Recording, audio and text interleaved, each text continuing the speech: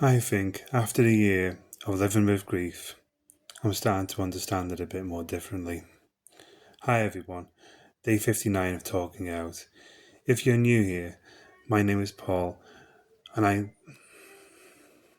I do these videos to help me with my mental health and to encourage more people to talk. So yeah, today has marked a year since my mum's passing, and I was thinking about it before. I think one thing I've learned about grief is it's kind of like training your mind. The way I see it, because it's easy to stay in the bad parts, the hard memories, the things you wish you could change.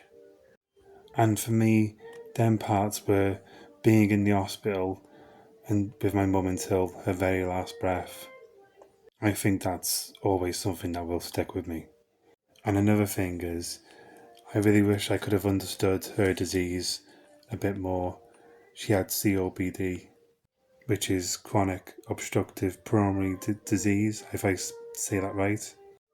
Yeah, so I really wish I could have understood it more. I was a bit naive with it. I think I always thought that she'd just recover from it.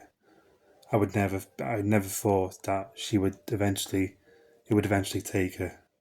And I think that's always going to be something I will carry for the rest of my life. I just wish I would have seen it differently at the time. But I'm starting to realise now if I stay in that same place all the time, that's all I'm going to see. And I feel like as if that's all I ever saw when the first 4 months of her death. But in truth, that's not what I really want to hold on to when I think about her. Because she was so much more than that. She was an awesome cook. She was a good baker. She was loving. She was caring. I always used to say, you should own your own cafe, Mum. And I think she'd always say, well, will you help me out? I said, I'll help you out with eating it and all your sales. And I think she used to laugh about that. Those are the things I want to remember more. Not just the end, but everything before it. So I think for me now, living with grief is learning to gently bring my mind back to the good parts. Because that's who she really was.